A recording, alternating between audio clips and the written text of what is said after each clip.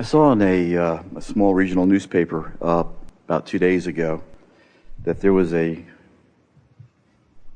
writers' gathering. And their first day together, they were their topic of discussion was, before a word is written, the creative process revealed. And I'm thinking probably in a lot of professions it's something similar, but specifically for a writer, what creative process can a writer take deliberately to benefit their writing process in writing a book? Well, when you realize that we're assuming most writers are wanting to write from an inspired point of view. In other words, it's a really rare person who has been moving through life and has been gathering up pieces of information, and now they just want to put all of those pieces of information together for, in other words, most of you are not writing users' manuals for toasters.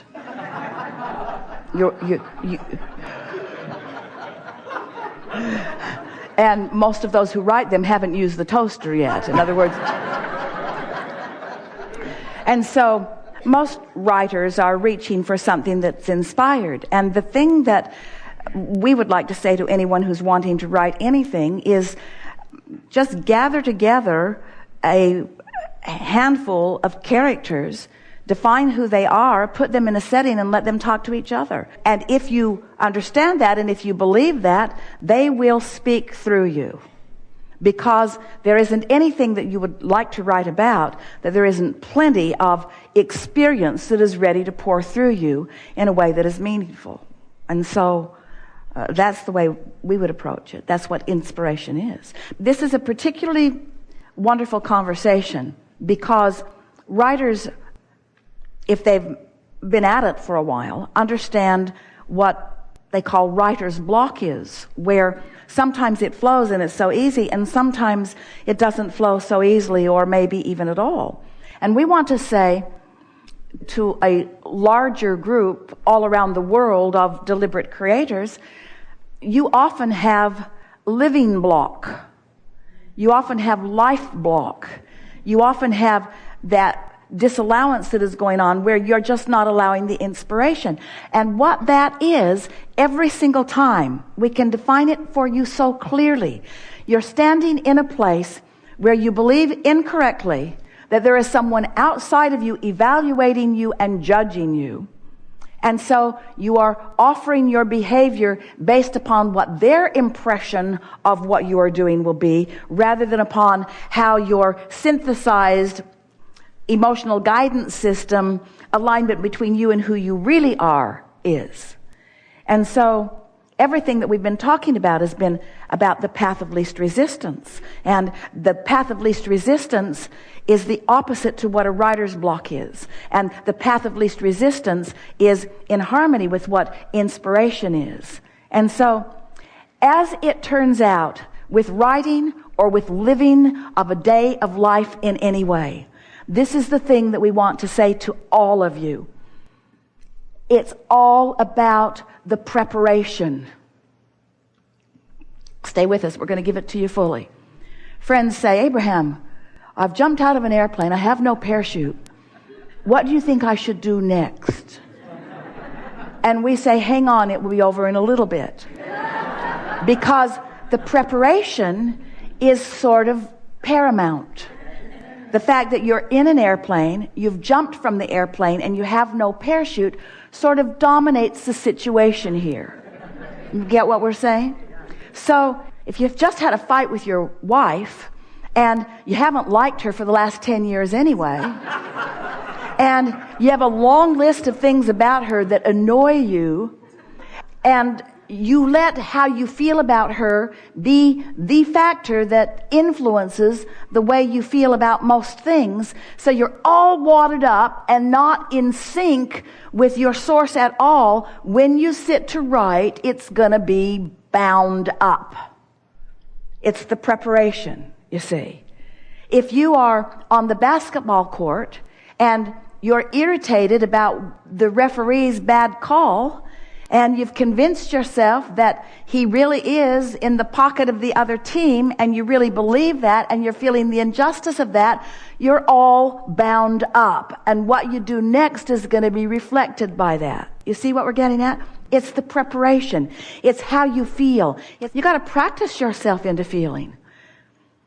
You can't just observe life in all of its variety, pluses and minuses, pros and cons, wanted and unwanted, and have your vibration be about all of those things, and then step suddenly into a clear place where what you say is going to be inspired. It doesn't work like that.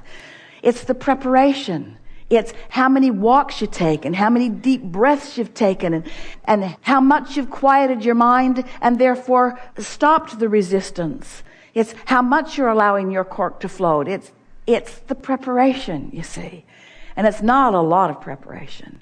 We're talking about 30 days, really, of deciding that you are an extension of Source energy, and that Source has something to say, and that Source is really unlimited and will talk to you about anything that it matters to you, and that Source is particularly expertise on the things that you have defined that are important to you, and that they're all queued up in your vortex, and that anything that you want is ready to unfold, ready to be revealed, ready to be realized by you in a really satisfying way. And so it's about the preparation. It's not about what you do at work. It's how you felt going to work. It's not about how wise you were in a debate that you had with someone. It's how much love you had in your heart going into the debate. It isn't only about the agility and talent that you've trained your body to perform. It's about your attitudinal stance prior to the performance. It's the pre-paving. It's the alignment. It's the practice of the energy. We talked for quite a while about law of attraction, and we said to you, you get what you think about whether you want it or not, and you liked that to a certain extent, but then you couldn't really get your thoughts around it completely. And then we began explaining to you that when you know what you don't want, you know what you do want, and out of that you are sending these rockets of desires, and that all the do-wants are being gathered by the Source within you, because the Source within you knows who you are and what you really do want. And so when you don't have enough money and you want more money because you don't have enough freedom and you want more freedom, because you don't have enough leverage and you want more leverage, because you don't have enough belief in your ability to choose and you want more belief in your ability to choose. In other words, all day, every day, you're honing from life this creation of who you really are. And so we explained to you that there's this vibrational reality that exists.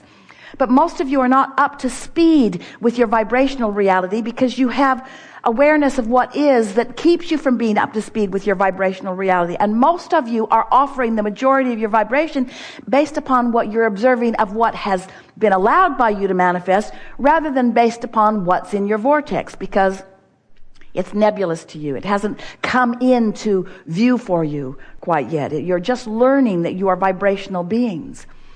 And so we talked for quite a while about this vortex. We waved Esther's arm around and pointed at the floor, and we said there's a vibrational reality, and it's real, and it will reveal itself to you. But somehow that vibration has to be translated through your awarenesses into something that is meaningful to you. Now, a writer sort of gets that, because the idea wasn't there. Put the characters in. The idea wasn't there. In other words, knowing what you want a successful book, want to tell a story, have something that you want to say.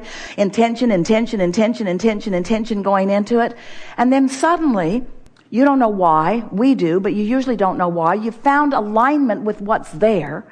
And when you least expect it, which only means when you're trying least to bang it into place, then an idea just sort of wafts into your experience.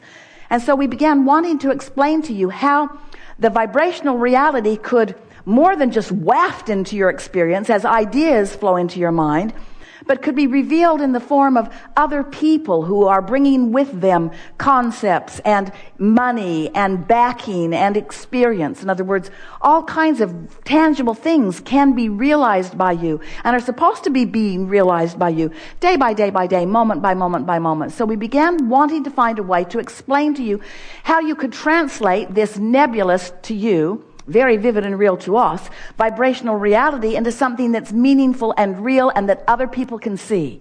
So that it's not just a dream of a beautiful car, it's in your driveway and others are seeing it and you're enjoying driving it. So it's not just the dream of a wonderful relationship, it's someone you're walking through life with, you're having a good time, you're laughing and playing and moving forward together. And so we began talking about your point of attraction. For a while we called it your grid, sort of like the framework of a house that's there, but it's going to fill in with more and more detail. More of the pixels are going to fill in as you find more belief, more expectation, more vibrational alignment with it. And so we began talking a lot about your point of attraction. And that brought us back round to something that we'd been telling you years ago about the different emotions on this emotional chart. The emotions that indicate to you how wide your gap is between who you really are and who you're letting yourself be, or how narrow the gap is, maybe even non-existent, how in alignment or in resistance you are to all that you've become. So now we're talking about your point of attraction. We began describing when you're on what we are calling this high-flying disc, when you're tuned in, tapped in, turned on, when you're feeling elation, when you're feeling clarity, when you're feeling fun or love, there's no variance in your, right now, in your body frequency and the frequency of your source, of that which you call God, of your vibrational reality. And when there's no variance in that frequency, then the ideas flow to you. No writer's block, the ideas flow. Ideas about everything flow. Your timing in traffic, your timing in conversation, your timing in the marketplace, your timing in buying a lottery ticket, your timing in everything, your timing in the way you talk to your kids and the timing of talking with your kids. Everything is enhanced when you're tuned in, tapped in, turned on, when you're in sync with that high vibration, the frequency that matches the frequency of your vortex. But if you're ornery, then that's a whole other point of attraction. So we began trying to make this, your point of attraction, feel real to you. Are you on the high-flying disc where wonderful things are flowing to you? Or are you on the ornery disc? Well, how would you know you're on the ornery disc? You feel ornery. And there's plenty of ornery people around you. It's like everywhere you go, someone ornery shows up until you convince yourself that this is an ornery city, or this is an ornery establishment, this is an ornery planet, or this is an ornery. And all it is a world that is delivering to you predominantly the frequency that you are outputting, because what you put out is what's coming back to you. So as we began describing these discs, Esther said it's like the seven dwarfs. There's the grumpy, and there's the sleepy, and there's the bashful. And Esther got up to about 200 dwarfs as she's thinking about all of the possibilities. But we don't want you to focus so much upon where you are, as we want you to be aware that you can change where you are vibrationally. But when you're in the midst of it, that's the hard time to change it. In other words, once you're already ornery, it's kind of too late. You've already jumped out of the airplane, and you already don't have a parachute. Just relax. It'll be over in a little bit. So then we began describing to you that when you go to bed at night, when you go to sleep, when your consciousness ceases flowing through this physical apparatus, your point of attraction gets a rest. The momentum of the thoughts that you've been thinking slows and stops. And when you wake up, you have an opportunity to start the momentum the way you want it. But you can't just jump right back into your life, because you'll just pick up the momentum right where it was, and you'll just jump right back on the familiar disc where you are, and your point of attraction won't shift much. And then conversations like these will just annoy you, because it feels to you that you're not thinking your thoughts. It feels to you that your thoughts are thinking you. It doesn't feel to you that you're choosing who comes to you. It feels to you that they're choosing coming to you, and that you need to protect yourself from those that might come sometimes.